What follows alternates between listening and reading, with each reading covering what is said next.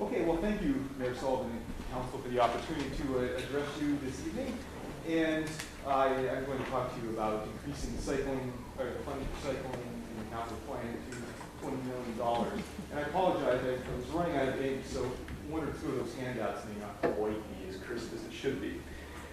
Now, one of the big reasons to do this is by spending more money sooner for cycling, you can really help the citizens of Vancouver save a lot of money in both gas and vehicle ownership expenses. By my crude estimates, if we really pick up the pace and get to 20% of trips by cycling by 2020, you can save $1 billion and $500 million over taking it over a longer period, 24 years, for example. This money has great benefits for the local economy. If people aren't using it for gas and cars, they can spend it on housing, they can spend it buying stuff from stores, restaurants, bakeries, and also tourism really helps make a city, cycling really helps make a city great for tourism. This is money that's more likely to stay in the local economy rather than go to Alberta to do this, which I don't think any of us really want them to be doing over there. It's important to have a complete network because that's when you really get high numbers of people cycling. The light green bar shows the completeness of the network. You can see Boulder, Colorado, and Davis, California. They're just about 100% of their cycling network is complete, and they're getting cycling mode shares of around 20%, as opposed to us who we're hitting 4, which is good, but we can do a lot better than that. The incremental cost of this in the capital plan would amount to about $7.70 per year per residents of Vancouver, 3 transit fares, 1 parking downtown, or the infamous 3 latte scale that people seem to like to use. The benefits are also shared among other people. The cycle signals help pedestrians, the traffic calming helps pedestrians and neighborhoods. So this is money targeted for cycling, but it really benefits everyone. This is our chance to lead. The province is working on a cycling strategy. TransLink is working on the long-range plan. If the city of Vancouver steps up and really makes a significant increase in investment in cycling, this could indeed help all levels of government increase their level of cost-share funding so we actually get more money for cycling a lot sooner and get things happening. And now for my future presentation. Doing okay with time. The Central Valley Greenway, a tale of 2 cities, and a bridge too far and a bridge not too far.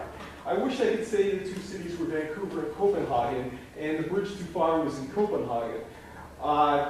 The city is actually Burnaby, and they're actually getting their Central Valley Greenway bridge done. They faced similar challenges that we did. Their costs doubled. They examined other routes which, like ours, had steep grades and heavy traffic.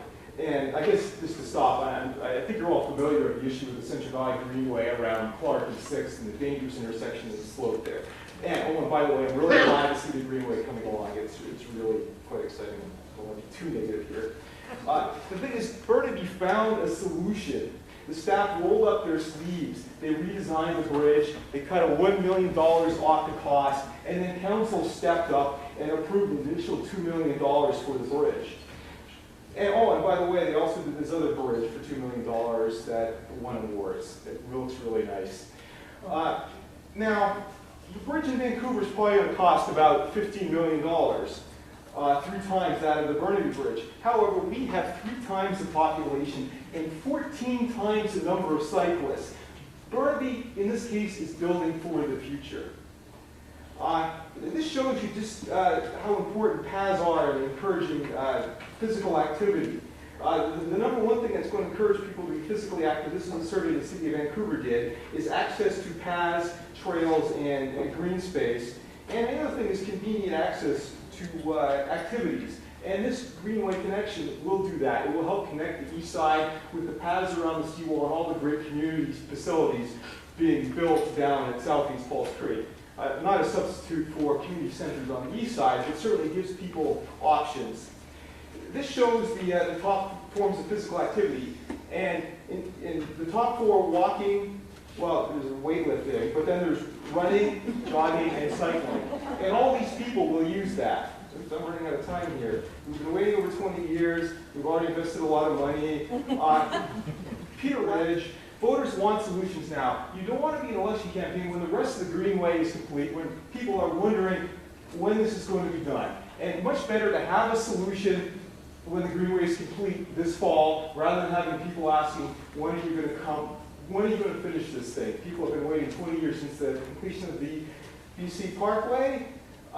Leadership, high fuel prices, climate change, fitness, safety, this is all reason to do it. And we also want to keep ahead of the Burpees of the world. Thank you very much.